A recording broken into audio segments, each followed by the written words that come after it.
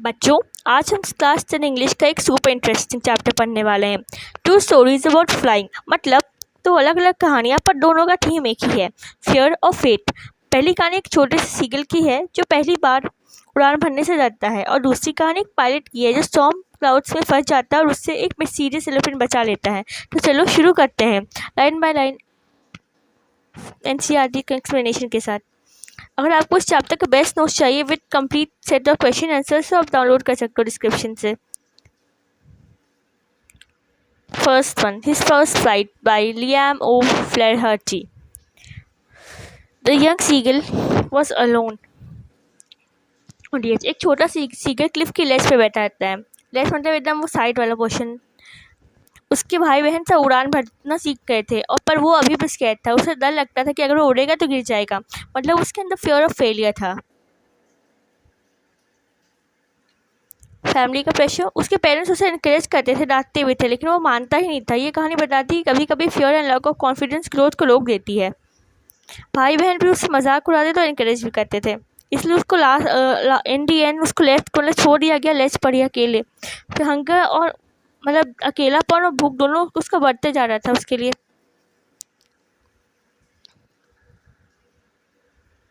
वो अब देखता था कि उसका फैमिली खाना एंजॉय करी, जबकि वो एकदम भूख से तड़प रहा है। डेस्परेटली वो चाहता था, रोता था, लेकिन कोई उसका मदद नहीं करता था। उसका सबसे ग्रेटेस्ट प्रॉब्लम वीकनेस ही था, but lack of confidence. He felt humiliated and helpless.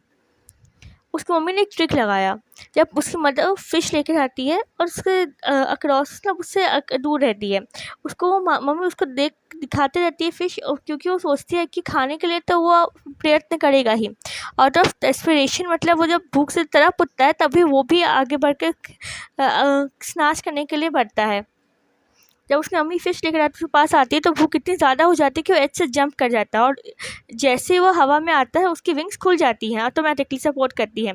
उन्हें लगता है ये विक्ट्री मूवमेंट है, उसने अपना फियर को तोड़ दिया था। As he left, fear vanished and instinct took over. He flapped his wing and discovered he could fly. Joy replaced fear, soared into the air. Family rejoiced and encouraged him.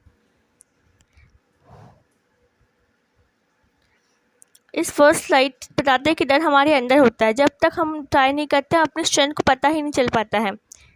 He even landed in the sea without fear. Water भी उसको support के जैसे उसका wings किया था। Realise कि वो हर चीज़ के लिए केपेबल था। अब आता है नेक्स्ट स्टोरी, ब्लैक एरोप्लेन, जिसे लिखा है फ्रेडरिक फॉल्सर्ट्स ने। काम start. It was night and I was flying my old Dakota aeroplane. Pilot ने अपना ओल्ड Dakota एरोप्लेन से फ्रांस से इंग्लैंड जा रहा था। वेदर क्लियर है और उसे लगता है कि सब स्मूथ होगा। अचानक ह्यूज ब्लैक क्लाउड सामने आ जाते हैं। अगर वो क्लाउड्स के अंदर गया तो जान खतरे में, अगर रिटर्न करे तो फ्यूल खत्म। A young pilot narrates his night journey from France to England. Weather was clear, moonlit and perfect. He was cheerful, flying an old Dakota plane, dreaming of breakfast with family after landing. वो सोचता था कि landing के बाद मैं तो family के साथ ब्रेकफास्ट करूँगा। अचानक से ब्लैक क्लाउड्स आ जाते हैं। वो बहुत डेंजरस था पर एक्सट्रीम था। वो एंटर कर जाता है स्टॉर्म पे, eager to reach the home quickly, symbol of human tendency to risk despite danger. Pilot risk लेता है, स्टॉर्म में घुस जाता है, अंदर कंपास और रेडियो फेल हो जाता है, कंप्लीटली लॉस हो जाता है। इनसाइड कंप्लीट डार्कनेस होता है, लाइटनिंग होती है, टर्बुलेंस होती है, कंपास भी छोड़ देता है, रेडियो भी काम करने छोड़ देता है। लो फ्यूल था लेकिन डायरेक्शन भी नहीं था, और डेस्परेशन, वो एकदम पूरा एकदम अजीब से डर का माहौल हो जाता है। सर्वाइवल इम्पॉसिबल लगने लगता है। आउट ऑफ नोवेयर तभी एक ब्लैक एरोप्लेन आ जाता है। उसका पायलट हैंड सिग्नल से गाइड करता है। डकोटा पायलट उसे फॉलो करता है और स्टॉर्म से निकल जाता है। Out of nowhere black aeroplane appeared. Its pilot gestured for him to follow. It had no lights or markings. Still, he trusted and followed it blindly. Out of danger. जब pilot control room में the black aeroplane guide him for half an hour के लिए उसका guide करता है वो black aeroplane. जब pilot control room में पहुंचता है तो दूसरी एरोप्लेन कौन था, तो ऑफिशियल बोलते हैं स्काई में आपके अलावा कोई और प्लेन था ही नहीं। मतलब ये कहानी एक मिस्ट्री ऑफ मेकर बन जाती है। Black aeroplane guided him for half an hour. Soon airport lights appeared ahead. He's landed safely, reached thankful. The mysterious friend disappeared into the night. Mystery वही वो पूछता है कि कौन था वो वाला दूसरे एयरप्लेन में, लेकिन शौक तब लगता है जब पता चलता है कोई और एयरप्लेन था ही नहीं। तो क्वेश्चन आता है कि ये कोई एक डिवाइन किसी भगवान का दिया गया फरिश्ता था, या फिर वो पायलट का खुद का स्ट्रेंथ था, या पायलट को कौन था दूसरा वाला।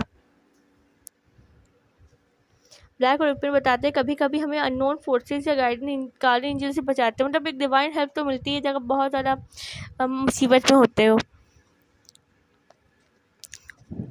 थीम्स क्या है दोनों स्टोरीज़ के। फर्स्ट फ्लाइट का फियर वर्सेस करेज। ग्रोथ होता है जब हम लोग अपना फियर को हटाते हैं और कॉन्फिडेंस से आगे बढ़ने की कोशिश करते हैं। ब्लैक और प्लेन वो एक मिस्ट्री का बात होता है कि गाइडेंस कभी कभी अननोन फोर्सेस से भी जाती है क्राइसिस के टाइम पे। फेट की बात होती है। कॉमन थीम के थे दोनों के बीच में। In fear courage and faith helps us to move forward. Literary devices से imagery, description of flight, storm, sea, sky. Symbolism seagull का फ्लाइट मतलब ओवरकमिंग फियर। स्टॉर्म मतलब लाइफ का challenges. Contrast fear versus freedom, danger versus safety. Suspense क्या है। Black और plane का जो मिस्ट्री है वो एक सस्पेंस है। कंक्लूजन, हिज फर्स्ट फ्लाइट सिखाता है कि करेज तब आता है जब हम लोग फेस करते हैं अपने फियर को। ब्लैक और पिंक करता है फेथ एंड होप गाइड कर सकता है हम लोग क्राइसिस में भी। Don't let your fear stop you, help open when it comes react, struggle leads to growth and confidence. Thank you. इस चैप्टर के बेस्ट नोट्स आपको डिस्क्रिप्शन से मिल जाएंगे। अगर आपको अच्छा लगा एक्सप्लेनेशन तो आप लाइक करें, सब्सक्राइब करें और हम लोग को ज़रूर फॉलो करें। Thank you. दोस्तों के साथ शेयर करना मत भूलना।